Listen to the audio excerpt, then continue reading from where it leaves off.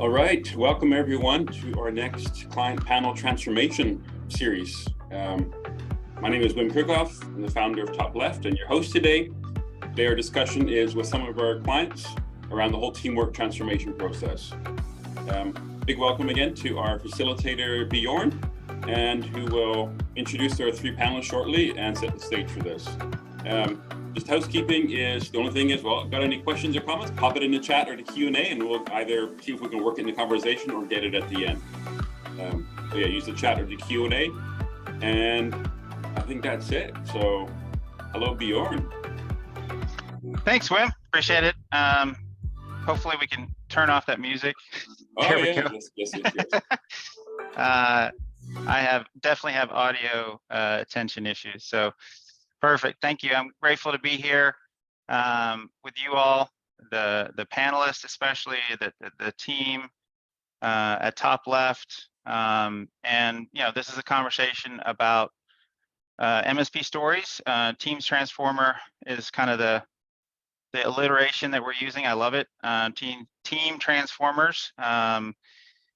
Takes me back to my childhood about the toys, but anyway, not to go into that. The first panel discussion we had was in this series was about the initial implementation of a new methodology.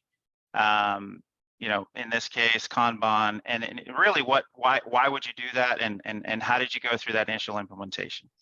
So in the second discussion, we thought we would go into sort of the ongoing management. Once the initial implementation is done, what does that look like? What are the managers doing in organizations, the real people at real MSPs? What are they doing on a day-to-day, on a recurring basis to help their people use the Kanban methodology, use TopLeft to hopefully, help them have success in their day-to-day work. So in my direct experience operating an MSP, an advisor to MSPs, I firmly believe that people are the most important component, resource that we have in organizations, any organization. And our job as managers of people is to help them serve the people and help them execute better and better. It's challenging.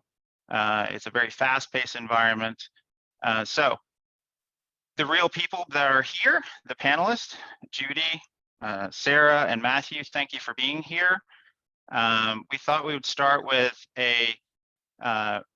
some facts about you guys and give us an intro and a profile of who you are, and really talk about sort of if you were to pick out one key thing that you're doing on a weekly basis around the methodology that you're doing with your teams as you do part of that intro. So Judi, would you kick us off? Oh, absolutely. Well, good morning, everybody, or good afternoon for those of you that are in, I guess, not in the Pacific Standard Time. Still early here in Seattle. I apologize. I'll wake up, I promise. I'm Judi Baker with Seitel Systems. I have been the service desk manager with Seitel now for 8 years, and we have been using TopLeft for 3 years. Something that I'm doing on a weekly basis, well, I'm going to tell you I do it on a daily basis, and that is that we have service desk huddles every morning at 8:45 our time. Perfect. 8:45 your time. Yeah, we talked about that last week, and I learned a lot last week when we prepped for this, is the different ways to do huddles and why you do them differently. And Sarah, so I'll go over to you as the next person. If you do a quick intro and maybe just follow that theme with Judi, is like what is your difference in how you're running your huddles? Sure. Yeah, my name is Sarah Ellis. I'm with Clear Guidance Partners out of Austin. I live in Houston. I am part CIO, part service manager for my team of 3 help desk technicians. And we actually do our daily huddle at 4:15, and we discuss the day. We review kind of outstanding tickets for the day and prepare for the following morning. So you said 4:15 p.m., right? All right, so yeah, exactly. Just want to be clear. So Judi's in the morning, Sarah's in the afternoon. Everybody hear that? Okay. All right, Matthew, what's up with you, and where are you, and what's your background? So Matthew Bookspan, I'm the owner of BlackTip, and we're based out of Orlando, Florida. We've been using TopLeft for just about 6 years. And we have actually arguably 2 huddles. We have our 8:45 a.m. stand-up, and then at the end of the day, we do an in-person ticket review at 5:15. So for us, it's all about, hey, let's make sure we're ready for the next day, as well as reviewing what we've done for the existing day. So start a business, close a business. That's kind of the idea, and prepare for the next day in your case. So yeah, it's been interesting. And I had a conversation yesterday with I'll try not to name their name because I haven't gotten permission, but a very large MSP, let's just call it that, north of 150 people. And people process technology is the discussion in that in every organization. It doesn't matter what size you are. And one of the things with them was, again, people following process, right? And how do we get them to do that? And what do we need to change and improve? So one of the things that we want to hone in today on, teamwork is how does TopLeft help you do that in your day-to-day, in your daily huddles? And we want to show some screens here. But the other thing I wanted to bring up is that TopLeft, from a content perspective, from an education perspective, I have discovered, doing this with TopLeft over the past few months, that they have a treasure trove of, hey, this is a 4-step guide to help you do X, right? And in this case, it was a 4-step guide to help you implement and then also continue to manage your team, your service teams and your project teams. So why don't we go back to Judi, if you don't mind, Judi, and we'll pull up one of your screens and talk about these screens and how you are managing your team using these visuals to manage your team on a daily, weekly basis. Okay, well, I'm not seeing my slide quite yet. Yeah, let me see if Wim, there you go. Okay. So this screen here is what I call our unassigned queue. At this particular moment in time, none of these tickets have a resource attached to it. And so we start with our ready to work. These are tickets that are ready to work. And by that, it means that a technician is able to pick it up as soon as they finish what they're doing. They can go pick up a ticket from the ready to work queue or column. Some things that we kind of talk about is we pay attention to what the SLA is. In this particular case, the second ticket, you'll notice it is orange on the side. That one actually has a priority over the one in blue. So we kind of already have a misstep here, because you'll notice on the far left, it's got blue shading and orange shading. The orange shading should actually be at the top. So this is just a conversation that I would have with dispatch and, say, hey, dispatcher, we need to have the higher priority at top so that the technicians are grabbing the highest priority ticket first and not taking the lower priority. So that would be my beginning conversation is how that ticket is second and not first. Well, and I want to jump in here real quick. I mean, I think it's interesting, these visual clues or visual definitions goes back to you at some point. You've defined what these are and you've trained on what these are, right? And then part of your job as a manager is to go in and have this real-time conversation of, okay, you know what? We're supposed to be working from top left, literally.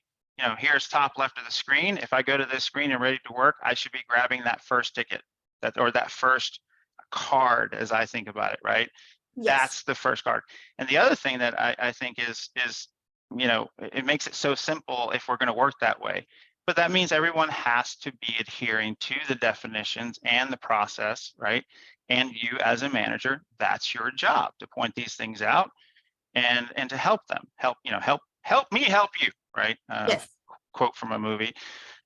Anyway, so yeah, I think to keep this, we'll come back to this, Judi. I think we'll go to Sarah, and we're going to rotate through these visuals because there's so much on, we could look at every literally bite of the screen and have a conversation about it because they all have meaning, right? Mm-hmm. So Sarah, if we can go to Sarah's slide. Yeah, Sarah, same thing. What are you doing in this screenshot, how do you use this screen to help you manage yourself and your team? Yeah, so I took over this role pretty recently, back in January, and I felt pretty overwhelmed with the amount of tickets that were generated for my team daily. And I am a very visual learner and information absorber, and ended up using this tool to organize these in such a way that the important things stood out first. I wouldn't have to spend, 30 minutes twice a day digging through 60 tickets. So I set this up for myself to view throughout the day. Basically, each swim lane is sorted by priority. We have a robust system for our dispatcher to prioritize tickets as they come in. We've got critical, high, medium, and low. So those are my swim lanes here. And then they're sorted by, certain statuses go in each one of these columns. So action required means that, a client replied to the ticket, or, someone is asking for an update, something like that. Scheduled means it's ready to work. They're scheduled.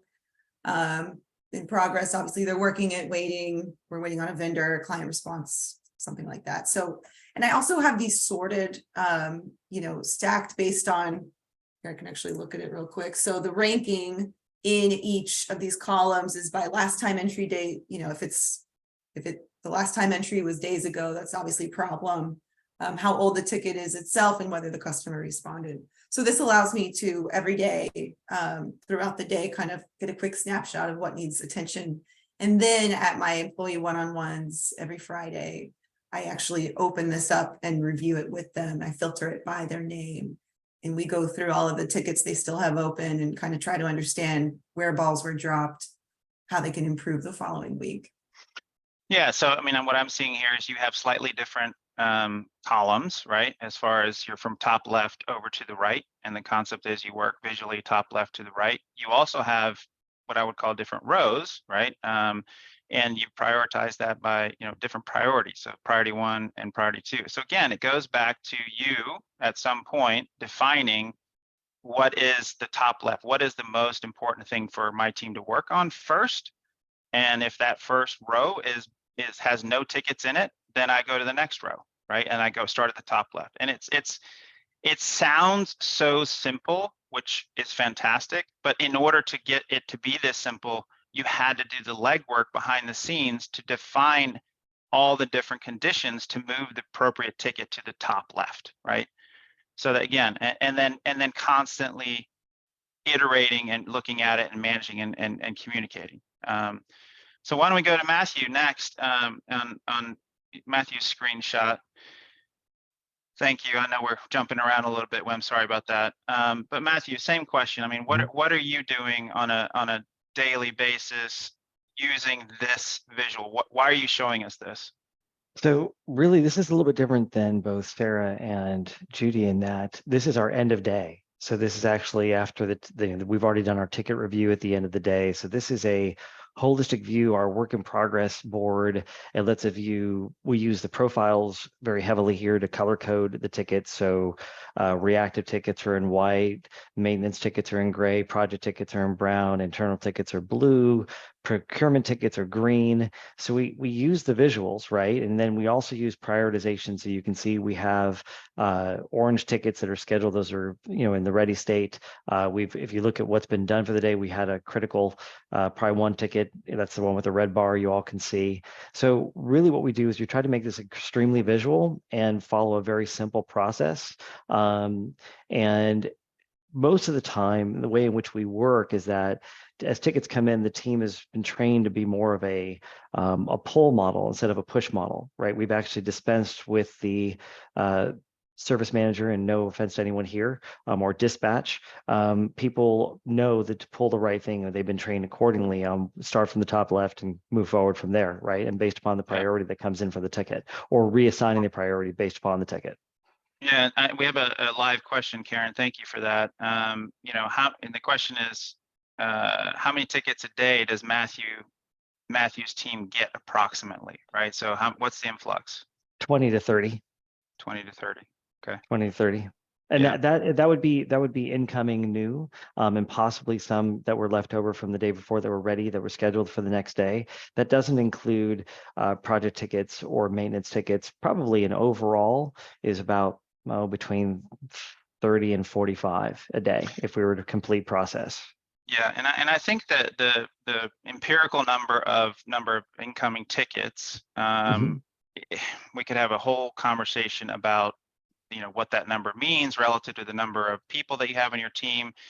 But I would think that a big part of your operation, we've known each other for many years, is it's how you've gotten to the point where you only have that amount of tickets coming in per day, right? So part of this methodology of defining what works for your team, which is different than Sarah's team, which is different than Judy's team, is that you're using the same platform or the same tool, the same methodology to come up with what works for your specific team, right? So, you may not define a priority one the same way that Sarah does, but you have a way to deal with quote unquote priority ones. You define what that is. And that also talks about, how you educate your customers and how you set up your NOC, your NOC and all your RMM tools. So it's all about organizing the noise, right? And reducing the noise. But when it does come up, how do I, as a manager, help organize it and deal with it, right? So yeah, that's good stuff. So Judy, let me go back to your second slide, if you don't mind shuffling around, Wim, as far as the slides go. But so as you're sort of doing your huddles, which you talk about your huddles going in, I do want to emphasize this. If you're not doing huddles, highly recommend them, and highly recommend being very disciplined with those and consistent with those, and really keeping them short and sweet and to the point. And again, we could have a whole separate conversation just about how you do huddles. But I do, before you get into this technician one-on-one and drilling into this, give us your cadence, if you don't mind, of your huddles. You said you meet at 8:45, but they're all different. Well, 3 of them are the same, and then 2 of them are different, right? Yeah, so it's fluid. So it starts off, yes, we meet Monday through Friday, 8:45, and on Monday, Wednesday, Fridays, that meeting is, generally speaking, we are going over, is there anything you want to talk about? What kind of roadblocks are we having? We will look at the top left queue and begin to kind of look like, okay, is there something that we have a roadblock on, or is there something that we need to address right away? And that's what we're doing on Monday, Wednesdays, and Fridays. On Tuesdays, we like to do it a little differently. And Tuesday, I allow the technicians to be the ones to lead the team. And so that changes every week. A different technician leads the meeting. And it's starting off the morning with, tell us something good. What are you working on? Do you have anything that you need assistance with? And then we end the meeting with a positive quote. And then Thursday was sort of born out of COVID, but we've kept it. We've kept it even though we are back in the office and seeing each other 3 days a week. But Thursday is I call it our water cooler moment. It's the moment where we don't even talk about work if we can avoid it. It's the time we talk about a TV show. We all watched The Last of Us together, and we would talk about it every week. And it just became this opportunity to just sort of have a fun 15-minute chit-chatting with our teammates.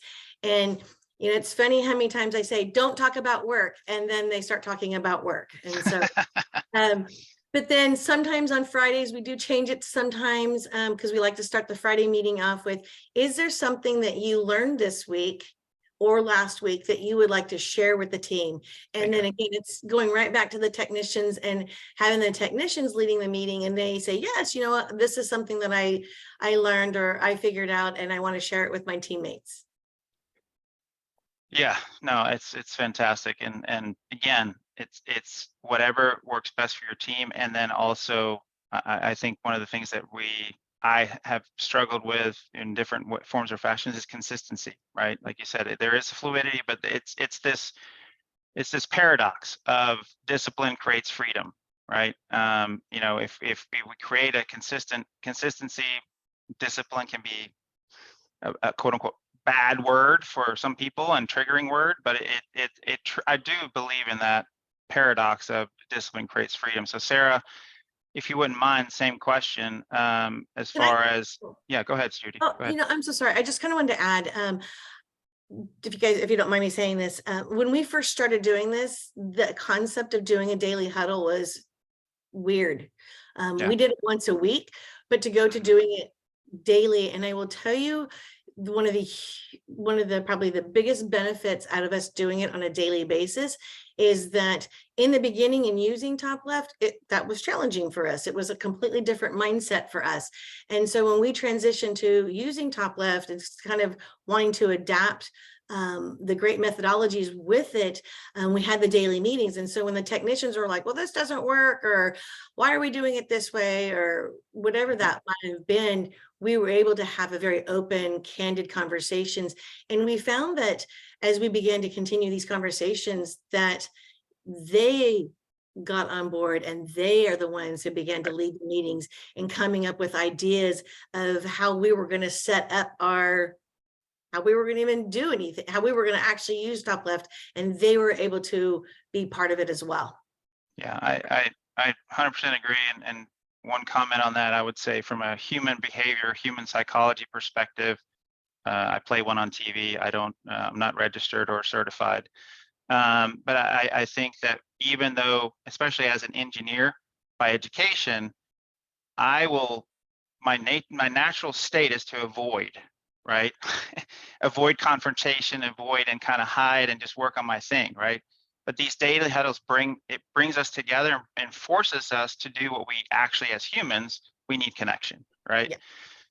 So, Sarah, after all of that, what about your what is your perspective on human psychology and managing your people using, you know, your daily huddles? Like, what is your approach to daily huddles, and what are you actually doing in them? Well, first off, I'd like to expand on what you said just a second ago about how, what was it, structure equals freedom. Discipline creates freedom. Yeah. Yeah. For me, it's accountability that I took over a team that, you know, we're kind of a startup, or we're exiting the startup phase at this point. We're only about 4 years old, and I took over a team that had never really had structured accountability before. So I think that introducing things like this, actually, while there's initial resistance because you're used to just kind of having free reign over everything, eventually makes people feel, like you said, a little more free because they understand exactly what's expected of them. Everyone can see it. There's no secrets. You know, everyone is, you know, on the same page, has the same goals, and we're all talking about it constantly and trying to iterate and get better. For me, the big thing that I push with my team is habit forming. Just anything that makes it easier to turn something that seems like a chore into a mindless habit that you don't even think twice about. Yeah, there was a great speaker at ConnectWise IT Nation last November on micro habits. James Clear. There you go. James Clear.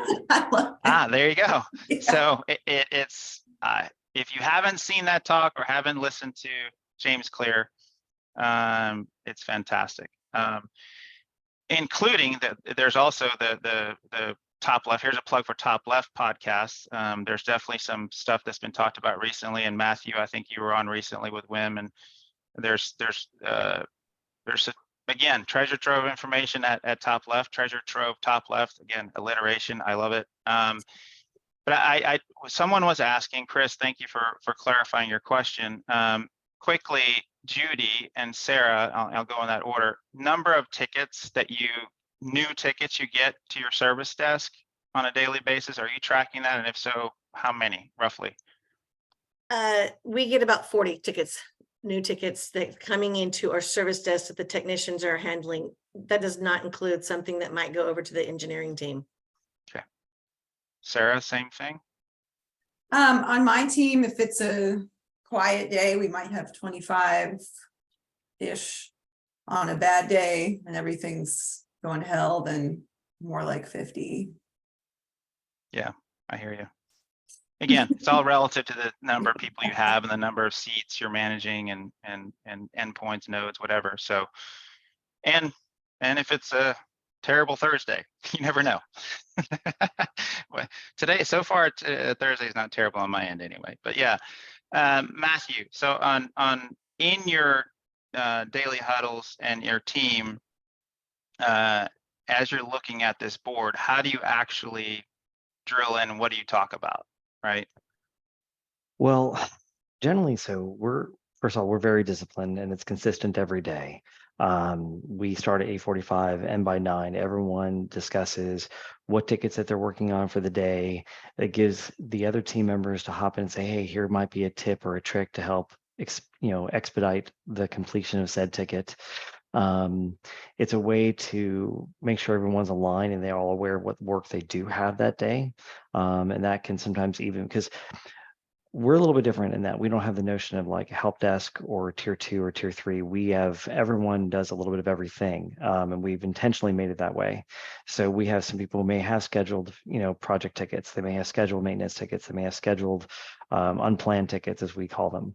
So essentially, we go through these motions, in the morning meeting and then in the afternoon meeting, it's really a review of, okay, did we categorize these tickets correctly? Did we, correct types of type item, correct configurations, correct titles? We try to make sure that whatever we title, it's something we can go search again later, right? We're doing this for us, right? It's a training mechanism to say, hey, do we want to make our lives easier or more difficult? So, and people have bought into that because when they go and search and they go, oh, okay, I can quickly find something because we have a fairly standardized nomenclature for how we do tickets, it makes their lives easier. So people have bought in because the results are there. So, right. So a follow-up question here from Tim. Thank you, Tim, for the question. Just to help with the numbers, Tim's just asking for clarification of team sizes. And so before you answer and clarify, I do want to say that the size of the operation or the size of the team is not necessarily the only factor to consider. It's really it's just an indicator, right? Which I guess that's a Dan Dierdorf statement maybe, but stating the obvious. But Matthew, as far as your size, you said earlier 25 new tickets a day. Was that what you said earlier? Ish, right? Ish, yeah. But how many endpoints are you managing? Oh, Ish. Probably 11 to 1,200, probably closer to 1,200 in that range. Yeah. And number and we number of people touching tickets, 4, 5. Okay. So, Judi, if you don't mind going the same thing. So kind of scale your operation, whatever you're willing to share for Tim and others. So number of endpoints ish. About 2,000. Okay. And then number of people touching tickets, working on tickets. So 35 in the organization and 11 on the service desk team. And there's about, I guess about 12 on the engineering team. And then we have 3 on the project team. Okay. And that just added up to 35. Well, we'll see. somebody will tell us. But how many people are you directly managing, or how many people are directly reporting to you? I have 10 people that report to me. Okay. All right. Sarah, if you don't mind, same question, sort of scale. Yeah, my team manages around 1,100 user endpoints. I've got 3 help desk technicians. We do have the benefit of overflow to our engineering team though, as needed. Okay. All right, perfect. All right, we have another question here. Please feel free to fire away. So is there the possibility that the assigned process manager adds notes in each of the activities in the Kanban board? Ooh, this is a detailed one. And on what it depends, and if those notes could be synchronized in ConnectWise. If affirmative, could you please show me? So I'm not sure that we're gonna be able to show all that in ConnectWise, but I guess Matthew, do you want to take a stab at this question? So sure. So generally, like, our process works that let's say there's an incoming ticket. One of the team will grab that said ticket. They'll treat the ticket, so assign themselves, retitle it, because generally end users don't provide as much clarity as we would prefer. Give it its correct categorization, begin to work it. So essentially it would start with a backlog, move into doing. So that way you start working it. If we have a question we need to ask the client, we'll ask it, then maybe it gets thrown into blocked, and we go from there. But I will tell you, in general, the way we work is that we will add time concurrently. So what I mean by that is, maybe that's the wrong word choice. We will add time as we go. So if we're working a ticket, let's say we're 10 or 15 minutes into a ticket, we'll actually enter that time, hey, we've done this much so far. Maybe it's an internal note, maybe it's a note back to the client to be determined, based upon the issue. From there, you're able to view those notes directly in top left. You can actually mouse over some of those texts that you see below the white part of the tickets. You can mouse over and see the last time entry in there. And by the way, all that syncs back to ConnectWise. So whether you're using AutoTask or ConnectWise with top left, all that syncs back. So I can answer that one. And so essentially you're able to have that pretty clear visual of when was the last time the client responded, when was the last time the team member responded. It's all very clear and frankly, right in your face. It's fantastic. Perfect. I hope that answers the question. Yeah, I hope so. that it was a very detailed question, so we may have missed parts of it there, but I do think that, to be clear, these are just visualizations of the ConnectWise ticket themselves, and or what AutoTask. Those are the two packages that Wim, correct me if there's something I'm saying wrong here, but so this is just a view, a layer on top of your ConnectWise or AutoTask system, right? So yeah, so I think the other thing that we wanted to kind of get into here a little bit is we're talking about discipline creates freedom. We're talking about the commitments, and as you've gone through the process of using Kanban and using TopLeft, one of the things that the guide talks about, the four steps, just to say them out loud, are, visualize, create a board, and add secondary boards, right? Then you engage the team, and that's educate, invite, and start the daily huddle. Define good, limit WIP, set the workflow thresholds, start a success cycle, right? Identify, experiment, review, right? So I love this visual. It's so simple and so clean, because we can make things very complicated very quickly. But as far as the guide goes, what sticks out to me here is defining what good is, right? And defining what good is, and then managing to that, and helping everybody live up to what good is. So I think that, and then this last part is this continuous, what I see when I see those three arrows in the circle like that, besides thinking about recycling, is about continuous improvement, right? That you're constantly looking for ways to improve. And is there something, when I say continuous improvement, Judi, and sort of the success cycle, what feedback, you said a second ago that your team now, like, this is part of their habit, they want to do this. Can you think of something or share something about, a team member bringing a recommendation because of the daily huddles, because of sort of this mentality, either through your one-on-ones that you're doing or your daily huddles? Yeah, it's funny when people open up tickets, we get to play telephone tag with them. And, because I don't know why people open up the tickets and then they disappear when you try to call them. And so what's funny is that one of the people through our talks, and then we implemented this maybe 2.5 years ago, 2 years ago, is that we would reach out to the client to work with the issue, and then we couldn't find them. And then it was kind of that back and forth. And so what we then began to do, we implemented, was when the ticket comes in, we respond back quickly and say, what time today are you available? And put that ticket into waiting on contact. And when the user responds back and says, I'm available today at 1 o'clock, we then move it into the scheduled area, and the technician picks it up and adds themselves to the ticket. And so we ended up having somebody who actually works scheduled tickets every single day. A different person works scheduled tickets, but we are having that conversation up front. And that is one of the things that we implemented because we saw the need. We saw that we were, our tickets would come in ready to work and we would start working on them only for them to go right back to waiting so they'd go left and then they go right back to right. And I didn't like that. So it kind of goes against the process of moving tickets from left to right if you have them go from right to back to left. So we stopped that by having that conversation and asking when the client was going to be available to work on the ticket with us. Yeah, no, and that's the old, what I call the ping pong, which I know there are tools out there and solutions for that. I know the guys over at TimeZest, way back in the day before there was a thing called TimeZest, we were talking about how are we going to do this, and how do we make this, how do we connect, whether you use chat or whatever, there's different solutions to create sort of this connecting the engineer or your support person with the client themselves, right?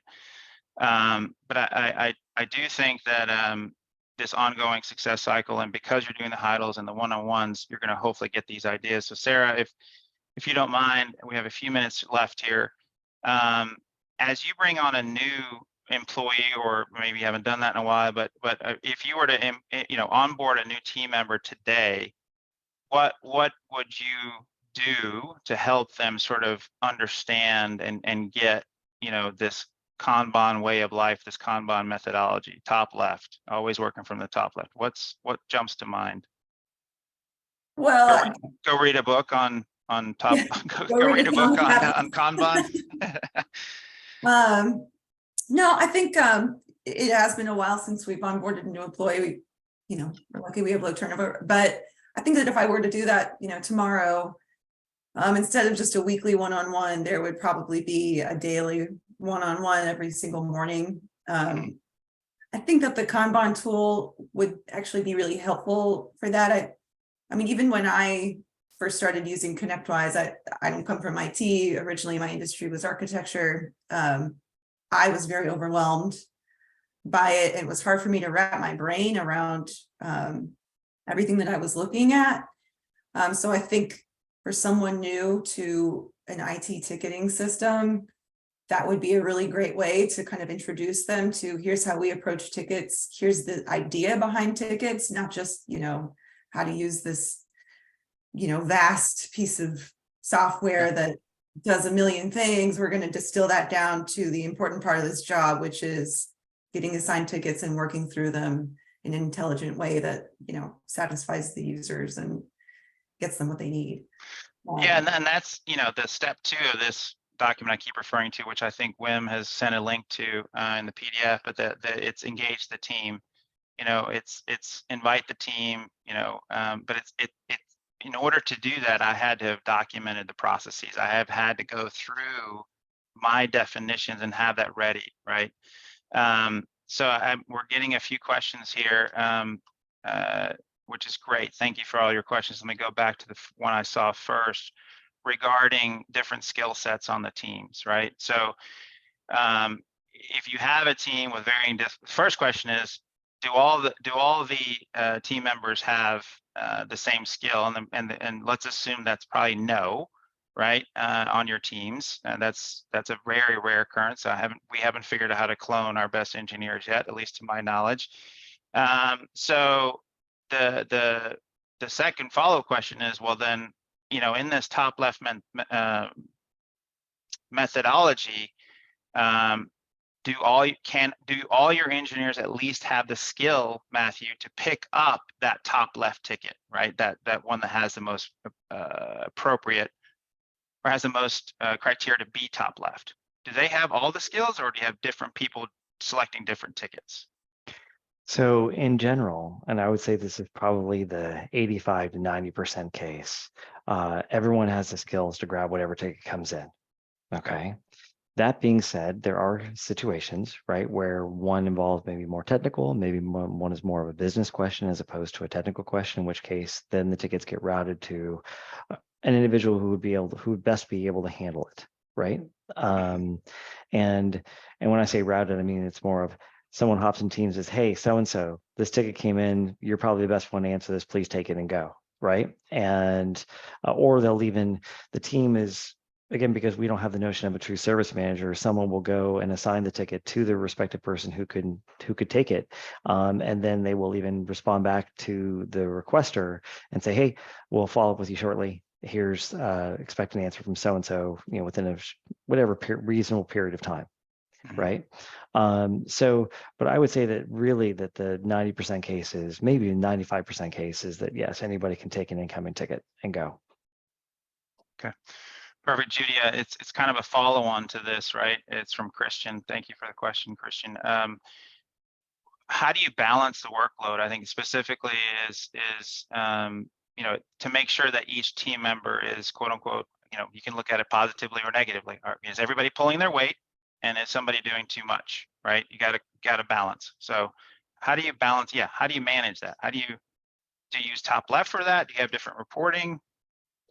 I do. Yeah, we do use TopLeft, and I will be honest with you, I encourage my team to let me know when they are overloaded. And so it is one of those things that I have an engineer on my team, and he sometimes he just gets way too busy, and he will let me know. He's like, I just can't take anything more today. And so we need to start dispersing some of that weight to another team member, or ask for additional help from, say, our other engineering team. And so, yes, there are times that we just get way too busy and we all jump in and we figure out how we're going to help. There are times, though, that we just are able to, I will tell you this, we don't take a ticket unless we can work on it. And so sometimes that means that a ticket may sit a little bit longer in the ready to work area before we can get to working on it. Gotcha. That answered the question.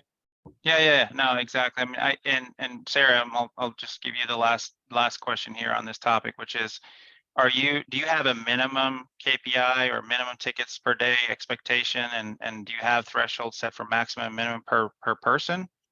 As far as, again, it's all, one ticket is not the same as the next ticket, right? So now we're getting into service typing, and that's a whole nother conversation. But it's, do you have any core baseline KPIs to help you manage workload? Okay. Yeah, because the time for tickets can vary. We do ask that, our tier ones don't spend more than half an hour on a ticket. Our tier twos don't spend more than 1 hour. After that, it gets escalated. But the way that we measure productivity is actually through something called payroll wrap. So they're expected to have at minimum 6 hours on tickets. They get, payroll wrap includes their breaks, any time that they're spent, triaging ticket, trying to organize their stuff. Usually we average around 6.5 to 7 hours of ticket time, but anything over 2, that's going to have a conversation. Yeah. But yeah, we find that measuring by ticket numbers can be misleading, because some take 5 minutes and some take 2 hours, But again, it's all about having the I've been doing a lot of process discussion lately, and it's all about having the 80%, 80%, 80/20 rule, the old 80. What is 80%? How do you define that? Well, one way to do it is think about if this were to go exactly how you would expect it, this type of ticket were to go, these are the steps, and this is the amount of time it would take, right? And that's how you just define a service type. That's a way to do service type, subtype, and item as well, is okay, what is the quote unquote standard, right? And then that's the standard. That doesn't mean that there aren't exceptions. There's the 20%, right? So what are all the no's in the process diagram that I need to deal with? And when it goes into a no aspect, then we're in exception territory. Now we're in outlier territory, and that needs a different kind of management. So something else for all the managers to do, right? And figure out. But anyway, thank you, everybody. I know we're slightly over. We're by a minute. Sorry about that, Wim. I feel like we could have a conversation for much, much, much longer. Thank you all for the questions. I'm going to turn it back over to Wim to sort of wrap us up here. And hopefully we'll see you guys on the next panel. Yep. Yeah, thank you, Bjorn and Matthew and Sarah and Judi. This was great. I'm just listening here and taking notes in the background. And responding in the chat. Thanks for the engagement. Great questions from everyone. Thanks everyone for being here. Just 2 announcements or reminders. If you're not aware, we do regular open demo sessions and a board design clinic. So the focus of the open demo is we'll see anything in the product, and the boards, the swim lanes, is digging in deeper to some of the things we mentioned and showed today with the screenshots, but looking at all the features, more of a show and tell. Obviously, bring any question you want, we'll answer that on the methodology, the mindset, the product. And so that's every Wednesdays at 3 p.m. Pacific. And then our board design clinic is, we'll show our recommended default boards. So the project overview, how do you see your whole project portfolio, which we didn't really touch on today, was more on a help desk flow, which is great. We're looking at all the recommended boards, sales, activities, everything, the best practices for doing that. Not that you have to do it that way, but hey, these are some recommended starting points. So we share those, and then we can look at, if you're a client, we can look at your boards and do a tune-up on them as well. Hence the clinic part of that is screen share, look at your board, see what's going on. So it's a very interactive session, and obviously ask any questions. We'll share new features as well, Q&A. So we got different time slots, so we can handle Europe, Australia, etc. So there'll be something for you there. So you can book that on the events page on the website. You do need to register for it. And then if you've never looked at TopLeft, schedule a demo and we'll see what's going on in your situation, if this could actually be a fit for you or not. And that's it. So thank you everyone for taking time out of your day to be here. Enjoy the rest of your day or evening, whatever it might be. And we will be having another one in a month or 2. So look for those announcements as well, and different stories, different people, and how they're using this and impacting their teams.